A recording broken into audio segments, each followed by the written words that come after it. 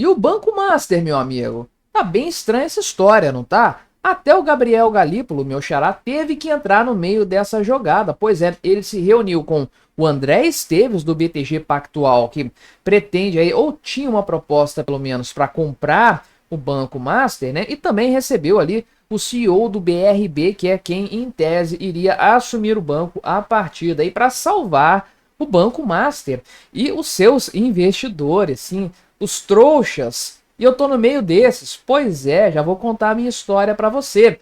Todo mundo que vai ficar na dependência do FGC, o Fundo Garantidor de Crédito, aquele mágico fundo, né? Aquele negócio que tem dinheiro para bancar tudo. Só que não, porque só os CDBs do Banco Master são metade do valor do fundo de garantia, que não garante bosta nenhuma. Essa é a verdade. 42%, na verdade, é o que o Banco Master representaria de rombo no fundo garantidor de crédito, o que viraria de fato aí um efeito dominó. Imagina o tanto de gente que ficaria desesperado para se ver livre dos seus CDBs, fazendo sabe-se lá o que para conseguir isso aí, né? O fundo garantidor de crédito falou que não tem risco sistêmico disso não, né? Porém, a verdade é que mesmo a compra aqui pelo BRB não resolveria todos os problemas envolvidos nessa história. Vamos conversar sobre isso, ver qual foi a oferta do BTG Pactual, ver qual foi a reação do Banco Central em relação a essa aquisição que tem que ser aprovada pelo Banco Central, por isso o Gabriel Galípolo está no meio dessa história. Mas antes, não se esqueça de se inscrever no meu canal se você ainda não for inscrito, e se você quiser colaborar financeiramente aqui com o meu trabalho, você pode se tornar membro patrocinador, só clicar no botão Seja Membro aí embaixo. Olha o chroma aqui bagunçando aqui, né? Isso me ajuda bastante, pode ter certeza disso, né? Pois bem, aqui o chroma aqui não bagunça tanto assim não. Pois bem, esse negócio aí do Banco Master foi notícia recentemente, essa é a verdade. Esse é um banco, caramba, a história é a seguinte, a minha história com ele, né? Veio à tona esse papo de Banco Master, acendeu uma memória, uma lembrança, assim, falei, caramba, esse nome não me é estranho. Banco Master, eu lembro disso. Pior, eu lembro que eu tenho um CDB desta porcaria de instituição, que ficou largado lá no canto, porque é um CDB de 8 anos, se eu não me engano. Então, eu lembro que eu tinha uma conta, tem uma conta que está vinculada com isso, porque eu tenho que esperar vencer esse negócio. Aí ficou lá largado no canto, tá lá morrendo esse dinheiro, tá morrendo lá. Porque 10,5% de taxa de juros com a Selic indo para 15%. Então o dinheiro está falecendo lá nesse CDB, essa é a verdade. E aí é outro ponto importante também para ser falado. Entrei na onda lá atrás, pô, esse troço vai vencer em 2027. Faz diferença nenhuma quando vai vencer mesmo. Essa é a verdade, né? Dadas as atuais circunstâncias. Então, se eu contraí esse negócio lá em 2019, provavelmente, que eu contratei isso no começo de 2019. E aí foi na onda de influenciadoras de economia, para você tentar entender de quem que eu tô falando. Se você sacou quem que é, bota aí no comentário o nome da fulana. Mas não pega CDB de banco grande não, pega CDB de banquinho, porque paga muito mais, é muito melhor, e tem o fundo garantidor de crédito. Vai tranquilo que você não tem risco nenhum nessa história, aquela coisa, compra isso, gente que indicou COI, né? Isso eu não cheguei a fazer não, nunca caí nesse conto do vigário, mas gente que indicou COI também como um baita negócio, faltou indicar consórcio só, né? E a pessoa que, tempos depois, aí eu vi perguntando pro Paulo Guedes se não ia ter mais imposto. Enfim, né? A verdade é que eu coloquei uma merreca nisso aí, então não tô sofrendo por causa disso. Foi até engraçado lembrar que eu nem tava lembrando desse dinheiro para falar a verdade. Deixei lá, tá falecendo mesmo, o que eu posso fazer? Tá agarrado até o vencimento? Mas essa história me trouxe à tona esse papo de fato aí, né? E como eu percebi muito cedo, felizmente, que esse negócio de fundo garantidor de crédito é um problema sério. A carteira dele é muito pequena se comparado à totalidade do que existe aí no mercado financeiro disponível, que supostamente é garantido por isso. Imagina, né? Um fundo que garante muito mais do que ele comporta de fato. Então, né? Com a história da aquisição aqui do Banco Master pelo BRB, né? 58% das ações aqui por um banco que é estatal, E aí entra em cena a questão, por que que ele está comprando isso? Um banco tão ruim, uma operação tão ruim assim, por que que isso tem sido feito dessa forma via banco estatal? Qual é o interesse por trás disso? Tudo isso acaba sendo levantado. E a verdade é que o BRB não foi o único interessado nessa história. A gente vai ver a proposta do BTG Pactual agora. Pois então, segundo aqui a análise do Lauro Jardim, publicado hoje, isso aqui, tá 31 de março. O BTG Pactual fez uma proposta para o Banco Master, que é assumir o banco por R$1, porque vai assumir uma dívida enorme, né? Usar o fundo garantidor de crédito para cobrir os problemas de lastro aqui que o banco tivesse e capitalizar o Banco Master, então. E aí o Vorcaro aqui, que é o Daniel Vorcaro, controlador do Banco Master, deixaria esse negócio. E aí o BTG compraria os precatórios também do Banco Master e o Credit System. Só que os bancos que controlam o fundo garantidor de créditos não entraram em consenso, essa oferta não foi de fato concretizada. A oferta que ficou realmente foi a do BRB, que foi anunciada e tudo mais, só que o Gabriel Galípolo, né, o Banco Central, tem que aceitar isso. Supostamente o sistema bancário brasileiro, né, ficou surpreso com essa história. Já havia muitas críticas a respeito lá do Banco Master, nas operações aí com precatórios, com CDBs, né?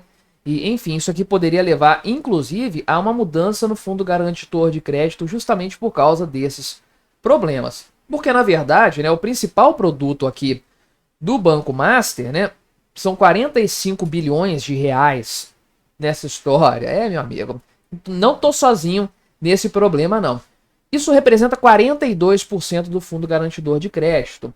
Então imagina, um único produto de um banquinho, quase metade do fundo garantidor de crédito. Isso coloca em xeque a capacidade desse fundo de fato, fazer a cobertura do que for necessário nessa história aqui, né? Então, nem se sabe se o total é esse aqui, porque o Banco Master não soltou o balanço consolidado de 2024. Então, provavelmente o número é ainda maior do que isso. E aí o pessoal falou que não, agora vai ser bom, o BRB vai ficar melhor, o sistema não vai ter mais riscos, né? Enfim, não sei não. Eu desconfio dos motivos pelos quais o BRB comprou o Banco Master nessa história. O Fundo Garantidor de Crédito falou que não, pô, tá tranquilo isso aqui, não tem problema nenhum nessa história, não, enfim, né? A verdade é que o problema é muito grande de maneira geral. Só que, além de você ter o risco sistêmico, né? O risco de você contagiar pela questão da expectativa, outros produtos também que não são tão sólidos, né? Você tem um problema também de uma pressão para aumentar o fundo garantidor de crédito. Os bancos vão ter que injetar mais dinheiro e de quem que eles vão cobrar? Pois vão cobrar dos correntistas, dos clientes. Obviamente é isso o que vai acontecer de fato, né? Enfim, e o pessoal falou aqui que inclusive, né, tem a grande parte dos problemas do Banco Master não será resolvida por parte através da aquisição do BRB, porque são 58% do banco. Tem uma parte que vai ficar de fora, 23 bilhões de reais de passivos não vão entrar nessa história, né? Tudo bem que é menos do que o patamar que o Fundo Garantidor de Crédito teria que arcar, mas ainda assim é um patamar muito elevado de maneira geral, né? Então, o Banco Master tem aqui 34% da carteira formada por títulos e créditos a receber, né? E, enfim, já chegou a botar aqui CDI, né? CDB, pagando 140% do CDI, meu amigo. Pois é, nesse naipe aqui, de fato, né? Então, realmente, pensa só, o Banco Master em 2018 tinha 30 milhões de reais de patrimônio, chegou a 5 bilhões de reais em 2024. É uma estratégia, no mínimo, agressiva, não é? Enfim, o pessoal está projetando aí, da grande mídia, que o risco do Banco Central não aprovar essa aquisição, que seria um problema ainda maior, aí seria uma hecatombe de fato, só que os dirigentes de ambos os bancos veem essa chance como mínima. O Banco Central tem 360 dias para aprovar isso ainda, só que o pessoal acredita que isso vai ser mais rápido, porque a quantidade, o prazo aí demora, geralmente a demora está relacionada com o tamanho da operação, a importância dela de maneira geral, né? O Gabriel Galípolo se encontrou com o André Esteves, do BTG Pactual, se encontrou também com o cara lá do BRB, enfim, né? Um problema sério aqui de maneira geral, uma questão, um imbróglio muito grande e que deixa bastante claro que o sistema bancário brasileiro, meu amigo, é muito, muito sensível e muito frágil a qualquer tipo de terremoto. Nem chega a ser um terremoto, qualquer sismo que aconteça já é suficiente para lançar a luz no nos problemas estruturais que o sistema bancário brasileiro possui. E aí, o que vai acontecer a partir daí? Não sei. Será que eu vou receber lá em 2027 a grana integral do meu CDB? Vamos aguardar as cenas dos próximos capítulos. Meu amigo, a questão de Itaipu tem se tornado cada vez mais estranha. O que está acontecendo com essa empresa? Quais são os interesses do governo do Lula? Lembrando que a Janja tem muita participação, tem muito trânsito na Itaipu. Ela trabalhou, entre muitas aspas, né, na empresa durante muito tempo. Então ela tem um trânsito bom por ali, o chamado fator Janja nessa história.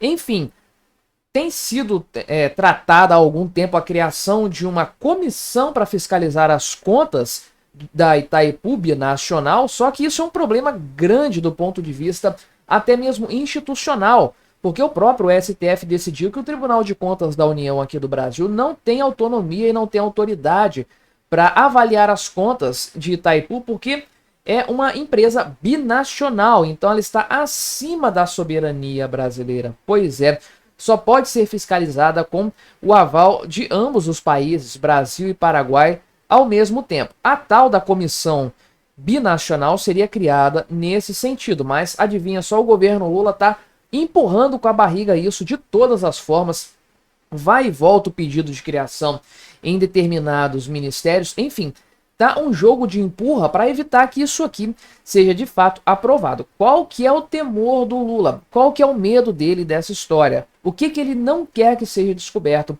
em Itaipu? Vamos conversar sobre esse tema então, mas antes não se esqueça de se inscrever aqui no meu canal se você ainda não for inscrito. E se você quiser colaborar ainda mais com o meu trabalho, você pode se tornar membro ou patrocinador aqui do canal, só clicar no botão Seja Membro aí embaixo. Com valores a partir de R$ 1,99 por mês, isso me ajuda muito, pode ter certeza disso. Pois bem, só para você ter ideia do drama nessa história, o custo total dos serviços da Itaipu, o custo do serviço de eletricidade, em tese da empresa para este ano, é de quase 16 bilhões de reais. Agora, olha só, um valor de 9 bilhões de reais desse orçamento de Itaipu está dedicado para... Olha os modos estragando meu vídeo cedo, né? 9 bilhões desse valor estão dedicados para uma rubrica Outros. Pois é, Outros. Apenas isso que está escrito aqui para você ver o percentual de participação dessa coluna Outros, que você pode ver muito bem que sempre existiu aqui no orçamento da Itaipu. Aqui é o percentual dessa rubrica Outros Gastos no total de gastos da empresa. Então você pode ver que sempre existiu isso aqui. Agora, olha só, a partir de 2023, o quanto que isso aumentou, meu amigo. Subiu para 42% praticamente, e de 2024 e 2025, acima da metade das despesas estão classificadas genericamente numa conta Outros, que não tem definição exata do que está sendo gasto naquilo ali. Lembrando que é um orçamento para 2 países, então 4,8 bilhões de reais para o Brasil, 4,2 bilhões de reais para o Paraguai. Então, isso compõe o custo da eletricidade, o que obviamente compõe também a tarifa que é praticada dos dois lados da fronteira. Agora você me responda com o seu conhecimento, a sua percepção a respeito do governo Lula. Você acha que isso aqui, essa grana, tem sido usada exclusivamente para uma boa gestão da empresa, para o custeio da máquina, buscando o máximo de eficiência a fim de entregar energia elétrica com qualidade, com regularidade, com confiabilidade que se espera desse tipo de serviço para o consumidor pelo menor preço possível, porque é isso de fato que representa a eficiência, você atender às necessidades do seu cliente, do seu consumidor, gastando o mínimo para isso? Bem, desnecessário dizer que a eficiência passa longe de toda essa história. Veja aqui, por exemplo, o pessoal do site Poder 360 fez uma análise bem bacana sobre essa questão. Recomendo que você leia na íntegra essa notícia aqui, porque vale a pena de fato. Então, a verdade é o seguinte, que a quantidade de projetos que têm sido bancados pela Itaipu, Janjapalusa e coisas do tipo, aumentou substancialmente. Veja aqui, por exemplo, que além desse tipo de financiamento aqui de obras sociais, infraestrutura, apoio cultural, preservação ambiental, essa coisa genérica, além disso, Itaipu antes dava apoio aqui para 54 municípios, agora dá apoio para 434 municípios. Meu amigo, realmente é muita grana para, de fato, ser gasta pela empresa nesses projetos mais do que questionáveis que não tem nada a ver com o serviço ofertado, com aquilo que é o cerne, o coração da atividade econômica da empresa, mas que ainda assim aumenta os custos, né? E a gente vai dar uma olhada agora em como que o governo Lula está evitando que essa Comissão Binacional de Contas seja adotada de fato. Pois bem, né? Lá atrás, bem lá no passado, né? 2015, se eu não me engano, em 2015, havia sido proposta a criação de uma Comissão Binacional de Contas de fato. Por quê, né?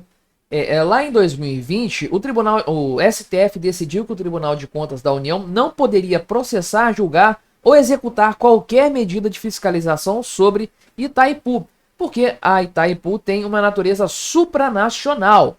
Então, Brasil e Paraguai têm que decidir conjuntamente em criar uma instância só para fazer a fiscalização dessa empresa. Então, olha só a situação. O STF já deu aquela aliviada para Itaipu, então, e falou que não pode fiscalizar, não. O Tribunal de Contas da União não tem autoridade para fiscalizar isso aí. Então, lá em 2015 já tinha conversações a respeito da criação desse órgão. O Brasil que provocou isso, os paraguaios responderam em 2016. No final de 2017, eles começaram a conversar a esse respeito. Em 2019, as conversas foram retomadas. E em 2021, né, o Carlos Alberto França, que era chanceler brasileiro, fechou um acordo com o chanceler paraguaio para implementar essa comissão de fato. Ali foi dado o pontapé inicial de verdade para que a coisa fosse criada. Inclusive, fizeram um acordo, assinaram um acordo lá em Brasília, né? Uma nota aqui que foi assinada pelos dois países, se comprometendo com isso de forma geral. Então, esse texto, inclusive, determinando que 3 integrantes do Tribunal de Contas da União fariam parte dessa comissão, com 3 integrantes da Controladoria Geral da República, que é o órgão similar lá do Paraguai. Então, né, o Congresso Nacional do Paraguai já recebeu isso aí para ser analisado e tudo mais, só que depois que o Bolsonaro saiu do poder, a coisa começou a ficar travada aqui no Brasil. A partir de 2023, o negócio começou a ir e voltar entre ministérios, né? Então, houve aqui de fato um retorno do processo para a Casa Civil, estava lá no Ministério das Relações Exteriores, aí voltou para a Casa Civil, e aí então, né, a Casa Civil mandou essa EMI, que é a Exposição de Motivos Interministerial, né, que é aquele negócio para ficar rodando no gabinete ministerial mesmo. Aí voltou para o Ministério de Minas e Energia. Depois, 2024, ano passado, voltou para a Casa Civil. O negócio está indo e voltando de fato aí, de fato, né? Enfim, a Casa Civil falou que isso aí não está nas prioridades do governo e tudo mais. E aí, Relações Exteriores falou que não tem nenhum problema nesse sentido, né? O Itamaraty explicou que isso está lá no Ministério porque tem que ser avaliado, se vai precisar fazer um anexo C do Tratado de Itaipu de novo e aquela coisa. Enfim, em fevereiro desse ano, o Itamaraty falou que vai ser feito um novo anexo nesse sentido, que supostamente vai ser consolidado até 30 de maio desse ano, para aí depois esse negócio começar a andar. Então veja que não há de fato um interesse genuíno do governo Lula para que essa comissão seja criada. Muito pelo contrário, ele está travando isso aqui de forma geral. E para você ter uma noção do tamanho do problema de interferência política que Itaipu enfrenta, olha só, o diretor-geral de Itaipu na parte brasileira é o senhor Enio Verri, ou Verri, não sei, que é deputado federal, inclusive foi eleito aí pelo PT do Paraná, na época, em 2022, só que aí ele renunciou, terceiro mandato do cara, hein? Renunciou para assumir o comando de Itaipu então, né? Fora isso, vários integrantes do governo Lula participam do Conselho de Itaipu. Olha só, Alexandre Silveira, Fernando Haddad, Rui Costa, Esther Dweck, todos esses aqui ministros do governo Lula, Gleide Andrade, que é secretária nacional de Finanças e Planejamento do PT, e Michele Caputo Neto, que é do PSDB, mas participa do governo também. Ou seja, tá cheio de gente do governo metendo bedelho lá em Itaipu, e essa galera, meu amigo, recebe 27 mil dinheiros para participar de reuniões bimestrais. Tá bom para você? Um salário de boa esse aqui, não é? Enfim. Também o Mauro Vieira representa a empresa no que se refere às relações exteriores, né? Enfim, você sabe muito bem, onde o governo Lula mete o bedelho, é isso que acontece. Gastos e mais gastos, sem transparência nenhuma, tudo com finalidade política, finalidade politiqueira, eleitoreira de fato. Nada de novo no front, mas enfim, é o que a gente espera do governo Lula. Agora, torço para que em algum momento o Congresso Nacional, a oposição, faça valer o seu papel de fiscalização e entre de uma vez nessa história aqui para colocar isso em um patamar de mais clareza, de mais transparência. Porque do jeito que tá, meu amigo, realmente está difícil. Olha aí, meu amigo, notícia 1º de abril. Não, não é mentira, é verdade. A partir do dia 1º de abril, o preço do diesel vai cair 17 centavos. Pois é, meu amigo, a Petrobras conseguiu fazer isso um pouquinho depois de ter reajustado o preço de combustíveis. Foi em fevereiro, né? Depois teve o aumento do ICMS. E você sabe muito bem qual que é o problema nessa história. Isso é altamente, né? Aumentar preços de combustíveis ou permitir que eles subam é algo absurdamente ruim para o capital político de qualquer candidato, qualquer pré-candidato que seja. E como o Lula já está lascado nesse negócio de matéria econômica, inflação e tudo mais, pois bem, né, meu amigo, é claro que ele se preocupa muito com esse negócio do preço dos combustíveis. E aí qual que é a alternativa que ele adotou? Baixar na marra o preço do diesel. Que na verdade, se você olhar a paridade de poder de compra do preço internacional, você vai ver que de fato a Petrobras estava praticando um preço mais alto, sim. Só que a gente tem que olhar a coisa por outro prisma e a gente vai olhar hoje neste vídeo, vamos esclarecer esse ponto. Será que isso aqui é correto? Será que isso aqui é viável? Será que isso no longo prazo não vai comprometer as finanças da empresa? Vamos conversar então sobre esse assunto. Mas antes, não se esqueça de se inscrever no meu canal se você ainda não for inscrito. E se você quiser colaborar ainda mais com o meu trabalho, você pode se tornar membro patrocinador aqui do canal, com valores a partir de R$ 1,99 por mês. Isso me ajuda bastante.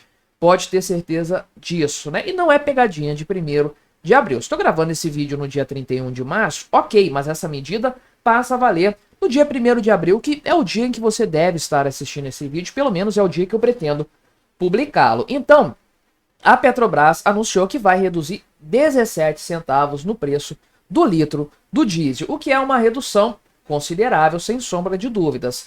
Não reverte toda a alta que teve, não. A alta do reajuste que foi feito, a alta do ICMS ainda não reverte, mas ainda assim é uma queda, sem sombra de dúvidas, que vai ter uma repercussão grande no Brasil, não só no cara que vai encher o tanque do carro, do caminhão dele, que seja, mas para todos os produtos brasileiros, porque tudo nesse país, como eu sempre gosto de dizer, viaja em cima de caminhão, em cima de carreta. Então, tudo depende do preço do diesel no Brasil. Na medida em que o diesel tem uma queda de preço, uma redução no seu preço, o preço dos fretes tende a cair também. Logo, o preço praticado ao consumidor final segue esse mesmo padrão, acaba tendo, de fato, a possibilidade de ser reduzido por causa de custos menores na cadeia produtiva. Então, de maneira geral, isso aqui tende a ajudar a arrefecer o índice inflacionário, que está muito elevado, diga-se de passagem. Então, a Petrobras fez esse anúncio, é um anúncio oficial de fato, né? Então, o preço médio do diesel A vai cair para R$ 3,55, uma queda de 4,78%, né? Isso aqui também vai impactar o diesel B, que é composto aqui por... é batizado igual a gasolina é batizada com álcool. No caso, o diesel, que é vendido nos postos, é o diesel B, que é batizado com biodiesel. Então, 86% desse valor aqui do percentual de composição do diesel B é o diesel A. 14% é o biodiesel. Então, essa queda aqui não vai ser sentida inteiramente pelo consumidor final. Na verdade, vai ser 15 centavos a menos para cada litro do tal diesel B, que vai cair aí para R$ 3,05. Ainda assim, uma queda. Não dá para negar de fato. E a verdade é que, considerando dezembro de 2022 para cá, finalzinho do governo Bolsonaro, período de transição para cá, a Petrobras conseguiu reduzir o preço do diesel nas distribuidoras na casa aqui de 21% praticamente. Só que isso aqui, de maneira geral, né, 94 centavos por litro é o total da queda que foi auferida de lá para cá de fato, né? Então essa redução ainda não reverte totalmente o aumento que foi feito em janeiro daquele ano lá, né? E também a questão dos impostos, isso é importante frisar. Os impostos pesam muito nessa história, mas de maneira geral é tudo que o governo Lula gostaria de ver na prática sendo aplicado. Isso vai dar uma redução boa no índice inflacionário de abril, sem sombra de dúvidas. E vai ter um impacto em cascata que vai ser sentido em algum momento, de fato. Agora, a grande questão realmente é a provocação que eu fiz no início desse vídeo, que vai ser bom para a imagem imediata do Lula. Eu não tenho dúvidas a esse respeito, mas é viável para a Petrobras? Vamos falar sobre isso agora. E pois bem, a verdade é que, conforme eu falei, a gente tem a análise aqui da Abicom, que sempre fornece esse relatório de paridade do preço internacional. Todo dia eles fazem isso. Esse aqui é de hoje, então, 31 de março, o dia que eu estou gravando esse vídeo. E aqui nesse gráfico tem o resumo dessa paridade. Então veja que a gasolina está defasada ainda 7 centavos, está sendo vendida abaixo do preço internacional. Veja que houve uma queda no barril de petróleo, porque essa defasagem já esteve pior, né? Olha a defasagem da gasolina aqui, o quanto que já esteve pior. Chegou aqui, né, no governo Lula, a ser negociada a 80 centavos por litro a menos do que deveria. Pois é, essa é a situação da defasagem da gasolina. O diesel também já teve uma defasagem nessa faixa aí, mais ou menos em janeiro desse ano. No final de janeiro desse ano estava muito defasado. Agora, o que acontece, né? O ponto principal é, o diesel já tinha ultrapassado essa linha aqui, que é da paridade. Ou seja, o óleo diesel A está sendo aí negociado nos polos da Petrobras 8 centavos mais caro do que o preço de paridade internacional. Então a Petrobras começou a ganhar um pouquinho de dinheiro nessa história. E, em tese, isso aqui deveria ser normal dentro daquele plano de abrasileirar os preços dos combustíveis. Qual que é a ideia por trás disso? Que foi tema de muitos debates aí, foi tema de queda de ministro, de presidente da Petrobras também, que o Jean Paul Prats rodou por causa disso. Essa estratégia, que é péssima, diga-se de passagem, foi abandonada pelo governo Temer, foi abandonada pelo governo Bolsonaro, uma estratégia péssima para a Petrobras. Assim como é péssima essa estratégia de investimentos em fábrica de fertilizantes, refinaria de corrupção, essa coisa toda que a gente tem visto aí. Mas esse negócio de abrasileirar os preços funciona da seguinte forma. Estabelece-se um preço aqui no Brasil padrão para o diesel, para a gasolina, e quando o mercado lá fora está com um preço mais elevado, o barril do petróleo está alto, a Petrobras segura o preço internamente, que ela consegue fazer isso, arcando com o prejuízo de comprar mais caro o combustível, vender mais barato aqui no Brasil. Então ela arca com isso durante um tempo. Só que quando o barril do petróleo ficar mais barato e o preço base, o preço alvo aqui no Brasil ficar acima do preço praticado lá fora, a Petrobras, em tese, não iria reduzir esse preço. Para quê? Para repor o prejuízo que teve lá. Ela teria lucro para compensar o prejuízo que ela auferiu nos momentos em que o preço de paridade internacional estava negativo. Então, uma coisa compensaria a outra. E é claro que isso não faz o menor sentido, porque você não consegue prever quanto tempo que o barril do petróleo vai ficar mais elevado, quanto tempo que ele vai ficar mais baixo para você saber se vai haver compensação suficiente de fato, ou eventualmente se o brasileiro não vai ficar pagando um combustível mais caro sem necessidade. Acontece que isso não funciona, meu amigo. Por quê? Quando o preço está alto, quando o comércio lá fora está puxando o preço para cima, a Petrobras arca com prejuízo. O governo manda a Petrobras arca. Até quando ela consegue. Teve que abrir o bico em fevereiro desse ano, porque olha aqui para onde que estava indo a defasagem. Então tem como manter isso indefinidamente. Então teve que repor uma parte disso aqui também, porque não aumentou 80 centavos, não. Não compensou totalmente essa questão aqui. Só que depois o preço do barril do petróleo, dos combustíveis, começou a cair. Então foi se aproximando do preço de paridade internacional. Agora era a hora da Petrobras segurar o preço no mesmo patamar e começar a ter lucro em cima desse comércio, desse spread do valor, vamos colocar assim, para compensar os problemas de caixa que ela teve, principalmente no último trimestre, que ela teve prejuízo. Mas é claro que o governo Lula não vai deixar. Então, no momento de ter prejuízo para manter a estratégia, aí a Petrobras pode. No momento de ter lucro para compensar o prejuízo anterior, aí a estratégia muda. Caiu o preço, estamos acima do preço de paridade internacional, vamos cortar, então tem margem para cortar o preço. E a compensação do lucro? Não vai acontecer. Agora veja que o preço está positivo, entre aspas, no Brasil, em 8 centavos. Quanto que a Petrobras vai cortar? 17 centavos. Vai voltar a ficar no prejuízo de novo. Nem para o governo Lula ter a hombridade de seguir o preço de paridade internacional, dar o corte em cima dos 8 centavos para ficar estabilizado. Não, parece que o cara quer ferrar a Petrobras de fato. Mas a verdade é que ele não tem alternativa. Ele está definhando nas pesquisas por matéria econômica, especialmente. O que ele tem que fazer? Atirar para todos os lados para se manter relevante do ponto de vista do capital político. Infelizmente, ele vai quebrar a Petrobras nesse meio tempo. Olha aí, meu amigo, temos uma excelente notícia econômica a respeito da Argentina. Menos para a grande mídia, é claro, que trata o tema da seguinte forma. A Argentina fecha 2024 com 38% da população em situação de pobreza. Pois é um número muito triste, de fato. Algo bastante impactante, né? Mais de 1/3 da população em estado de pobreza. O que o Milei está fazendo com o país, não é mesmo? O Milei está melhorando a Argentina. Essa é a verdade, porque aqui é a forma certa de noticiar a história.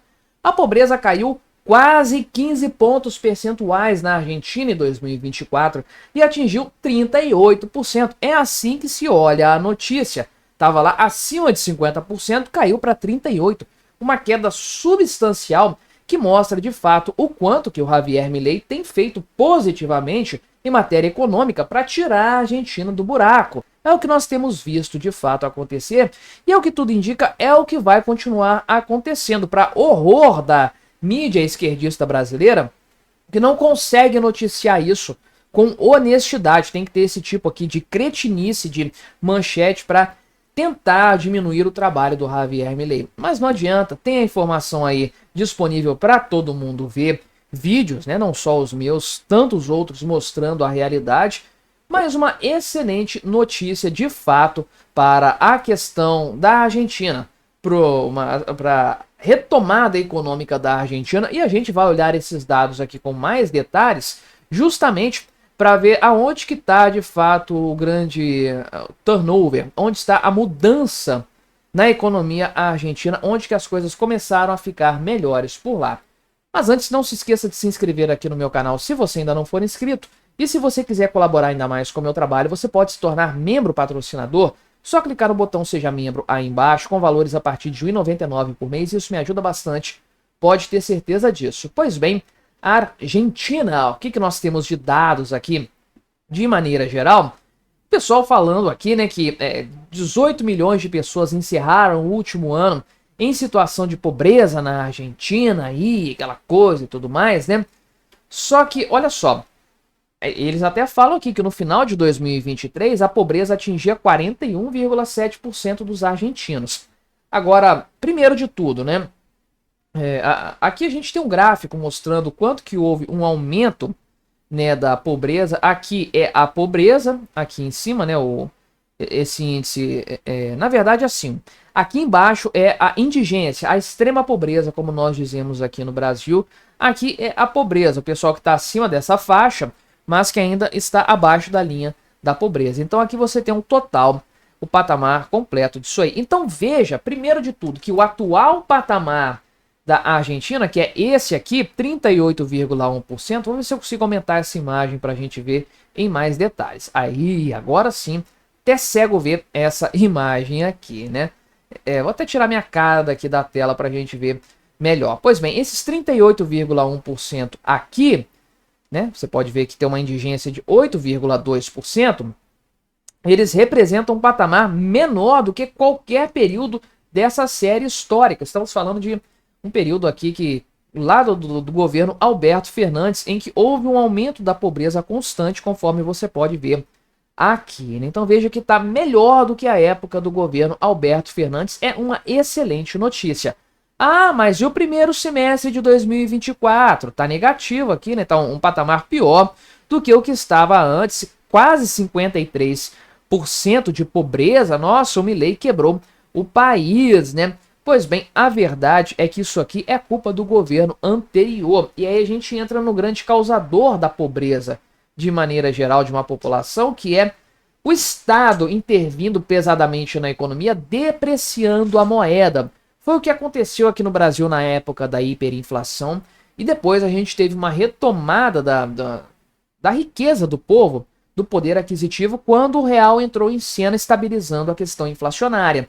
Então, quando o Milei corrigiu a inflação, os preços pela base monetária real, no primeiro semestre de 2024, houve um súbito aumento da pobreza. E também ele cortou um monte de programas assistencialistas, coisa do governo, muita gente dependendo disso no primeiro momento. Então, a pobreza disparou naquela ocasião.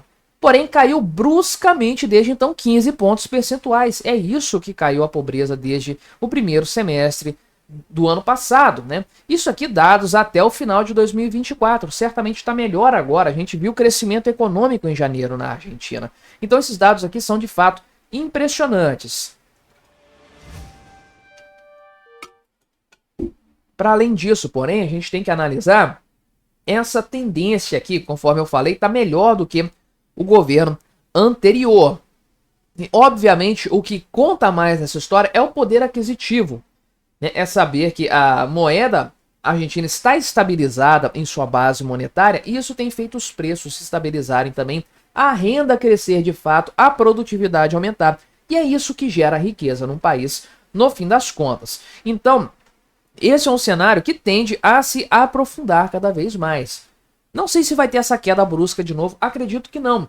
Vai ser uma queda mais tênue daqui para frente. Veja que é basicamente uma correção, né, nesse meio tempo aqui. E se você olhar, é uma tendência de queda durante o governo Milei que vai se manter provavelmente aí por algum tempo de fato, né, nesse patamar, eventualmente até acentuando essa queda. Não duvido que isso aconteça não, né? Tem outros gráficos aqui interessantes também, falando da quantidade de pessoas que saiu da pobreza e tudo mais. Enfim, isso aqui de fato é uma grande vitória para o governo Milei e para o povo argentino, de fato, né? Então, o que que acontece, né? Qual que é o ponto principal aqui de retomada da economia argentina? A estabilização da moeda, principalmente. Esse é o grande ponto. E aí, eu faço um desafio para a grande mídia brasileira esquerdista. O pessoal que escreve esse tipo de sacanagem aqui. Aqui é o valor econômico, né? Valor Globo. Tinha que ser do pessoal Globo. O pessoal da CNN falou direitinho como tem que ser. Agora, o pessoal realmente aqui do Valor Globo tá de sacanagem. Tem gente, muita gente nesse patamar aqui de desonestidade intelectual também. Eu faço para eles um desafio, que é medir a pobreza no Brasil, mas não em reais, não essa enganação, pegar os dados daquelas análises internacionais que são feitas, OMC, OCDE, a própria ONU, medir em dólares a pobreza no Brasil em 2024, porque você sabe muito bem, claro, você se lembra, sem dúvidas, que o real brasileiro perdeu mais de 20% na comparação com o dólar, sendo que a renda média subiu aí 9%. Ou seja, na prática, em dólares, o brasileiro ficou mais pobre em 2024. Todos nós ficamos mais pobres em dólares em 2024. Então eu gostaria de ver os números da pobreza no Brasil medidos em dólar, porque com certeza a pobreza subiu muito no ano passado por causa desse câmbio, por causa da nossa moeda perdendo o valor. Por outro lado, na Argentina nós temos o exato oposto, uma moeda se valorizando, inclusive em relação ao próprio dólar.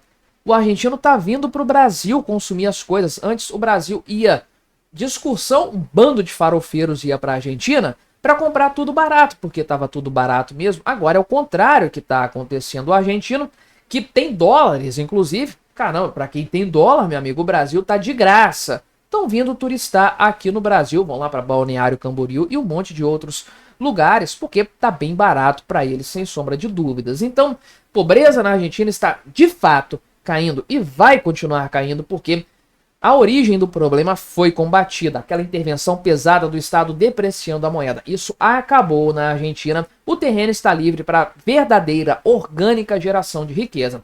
Enquanto isso, o Brasil do Lula e do Haddad, meu amigo, é só ladeira abaixo. Olha aí, meu amigo, você estava achando que o problema do programa Pé de Meia era só a questão fiscal, de ser uma pedalada clara e inequívoca, que foi até provada pelo Tribunal de Contas da União, mas que passou batido? Afinal de contas, não existe oposição no Brasil de verdade. Essa é a grande realidade que nós vivemos. Não, o problema do programa Pé de Meia é ainda maior, porque olha só, uma série de irregularidades tem sido percebida nessa história.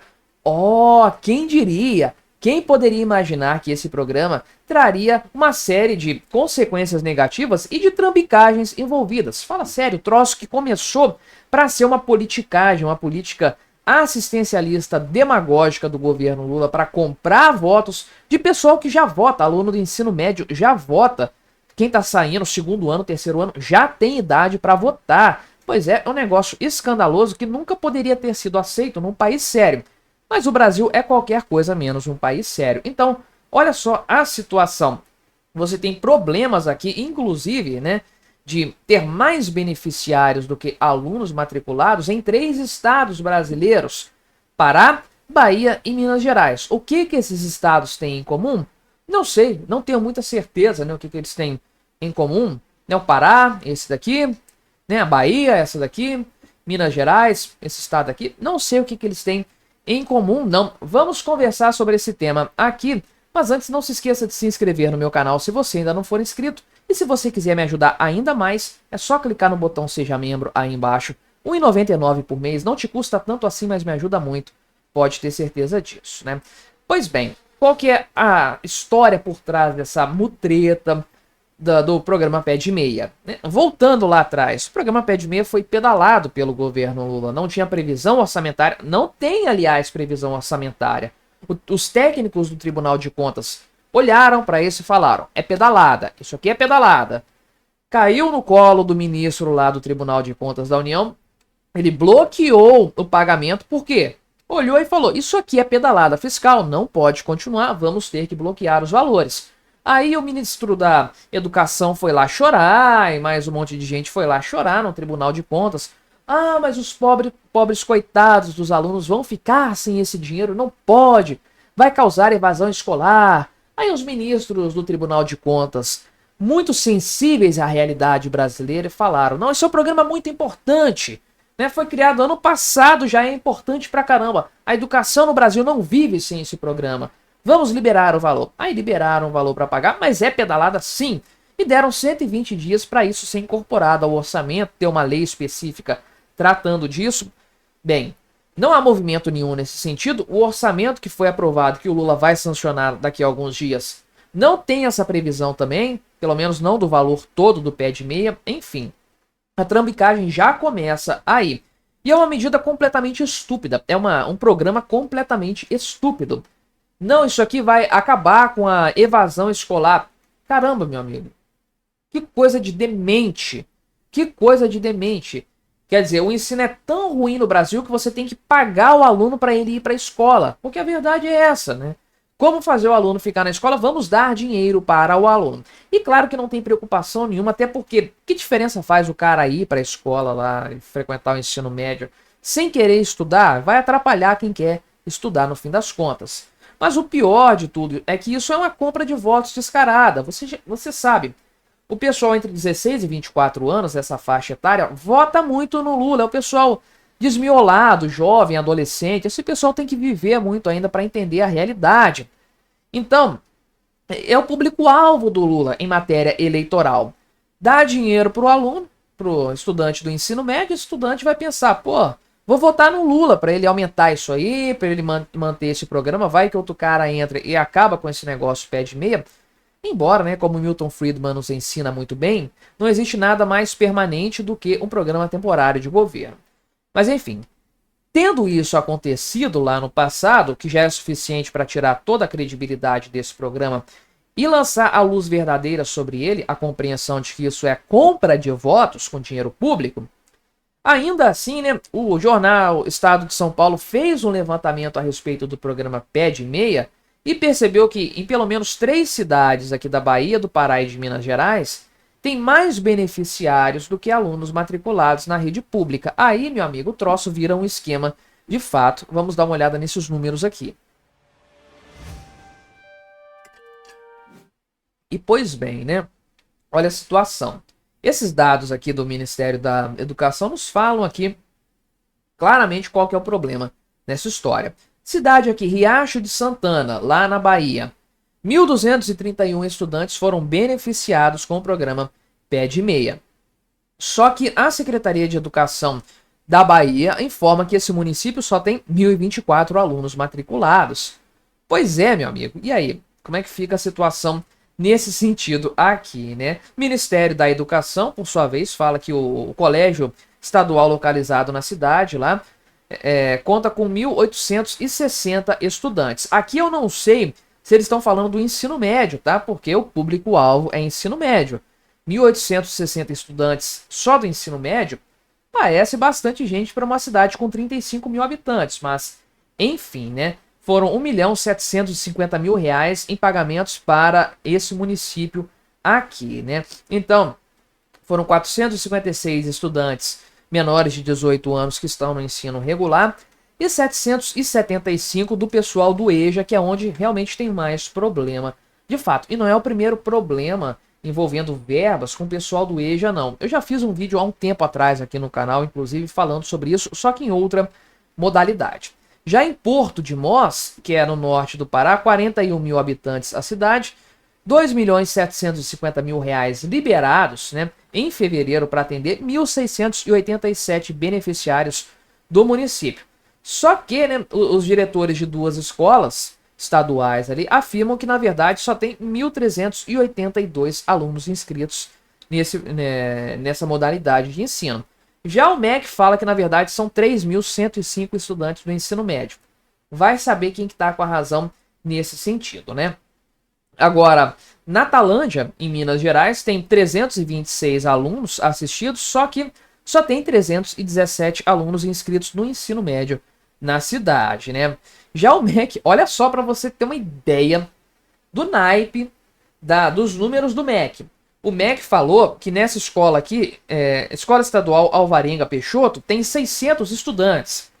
Essa escola tem 7 salas de aula apenas. 7 salas de aula. Então tem 90 alunos para cada sala de aula. Enfim, né? São os números do MEC aí. Fora a questão também da renda, né? Tem um critério de renda aqui. 90% dos estudantes são beneficiados em alguns municípios aqui. Municípios da Bahia, do Maranhão. Tudo bem que o pessoal é pobre pra caramba. Esses municípios estão quebrados, falidos por causa da esquerda. A gente sabe muito bem. Mas olha só, né? Tem aqui o problema, né? Uma pessoa aqui que é responsável por um estudante que ganhou R$ 1.000 do pé de meia em fevereiro. E ela ganha R$ 4.300 líquidos por mês. Ou seja, né? De fato, ela não está nos critérios de renda para receber esse negócio aqui. Tem outros casos também nesse sentido, né? Enfim, é um programa cheio de falhas, mas que não, tem que ser assim mesmo. É um programa que não foi criado, não foi concebido para ser bom, para ser viável, para fazer sentido. Ele foi concebido para ser uma compra de votos, pedalando o orçamento ainda por cima, tudo de errado. Motivo suficiente para derrubar o governo Lula é esse pé de meia, esse programa imbecil criado pelo governo. Mas a gente não tem oposição no Brasil, o Lula deita e rola, faz o que bem entender. Mas me diga aí, o que você achou da minha análise? Colabore com o nosso debate, se inscreva no meu canal se você ainda não for inscrito e até a próxima.